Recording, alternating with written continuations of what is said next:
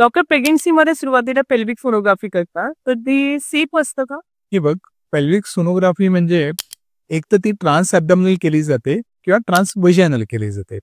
जी trans ॲब्डॉमिनल असते ती पोटावरने केली जाते आणि ट्रान्स व्हॅजिनल ती व्हॅजिनामधनं केली जाते. आता ही ट्रान्स व्हॅजिनल का केली जाते? तर तिच्यात आपण गर्भपिशवीच्या जास्त जवळ जात असतो आणि त्यामुळे आपल्याला क्लॅरिटी जास्त येते. आपण छोटा गर्भ देखील त्यात व्यवस्थित बघू शकतो.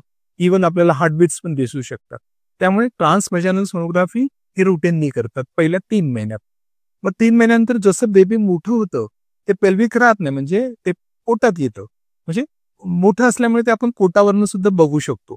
त्यामुळे ट्रान्स ॲब्डॉमिनल सोनोग्राफी 3ऱ्या महिन्यानंतर केली जाते. आता ट्रान्स व्हॅजिनल सोनोग्राफीने मला काही त्रास होऊ शकतो तर मुळीच नाही.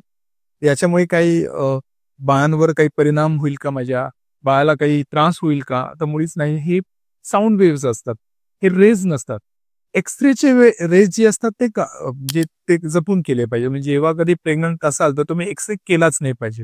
आणि जर एक्सरे करायची गरजच असेल तर तेव्हा एक शील्ड देतात पोटाला, लेडचं शील्ड देतात आणि मग ते एक्सरे करतात.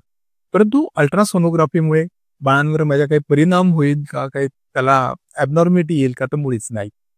अजून एक प्रश्न त्याला जोडून बरेच पेशंट विचारत असतात, की डॉक्टर ट्रान्स व्हॅजिनल सोनोग्राफी केल्याने काय माझं मिसकॅरेज होईल का?